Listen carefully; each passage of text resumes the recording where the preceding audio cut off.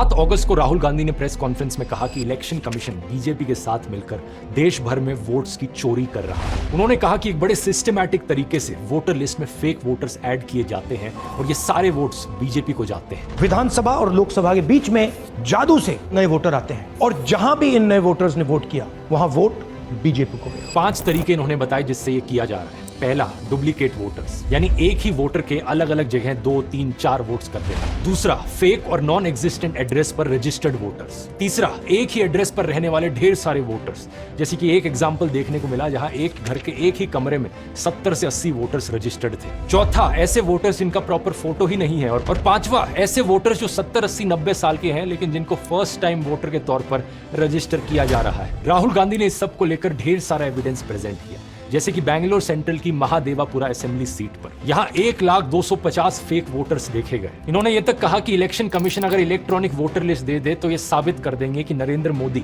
धांधली करके प्रधानमंत्री बने। जब इतना बड़ा एक्सपोजे किया गया और इतने बड़े बड़े आरोप लगे तो पता है इलेक्शन कमीशन ने क्या जवाब दिया? कुछ ही सेकंड्स के अंदर वो ट्वीट करके कहते हैं कि ये एलिगेशंस मिसलीडिंग है। कोई इंक्वायरी नहीं, कोई चेकिंग नहीं, किसी एग्जैक्ट पॉइंट का कोई काउंटर जवाब नहीं, बस मिसलीडिंग घोषित कर दिया। और ऊपर से ये कहा इलेक्शन कमीशन ने कि अगर जांच करवानी है, जांच तभी होगी जब राहुल गांधी एफिडेविट पर साइन करके ओथ लेंगे कि ये सारा डेटा सही है। बताओ जरा। लेकिन कुछ मीडिया हाउसेस ने अपनी इन्वेस्टिगेशंस करी। इंडिया टुडे ने अपनी इन्वेस्टिगेशन करी जिसमें राहुल गांधी का महादेवापुर में मुन्नी रेड्डी गार्डन के हाउस नंबर 35 पर 80 वोटर्स का रजिस्टर होने का दावा सही मिला। ये 10 से 15 स्क्वायर फीट का एक कमरा था जिसमें केवल एक व्यक्ति रहता है, जिसके हिसाब से इस घर का ओनर बीजेपी से जुड़ा जयाराम रेड्डी है। लेकिन इस एक कमरे के एड्रेस पर 80 से ज्यादा वोटर्स रजिस्टर्ड थे। अब बात यहाँ पर यह है दोस्तों कि ये पहली बार नहीं है ऐसे आरोप लगे हों। दिल्ली इलेक्शन से पहले भी ढेर सारे सबूत प्रेजेंट किए थे आम आदमी पार्टी ने, जो दिखा रहे थे कि एक वोटर फ्रॉड हो रहा है। इन्होंने एक ही विधानसभा में शादरा में 11,008 वोट काटने के लिए एप्लीकेशन दी।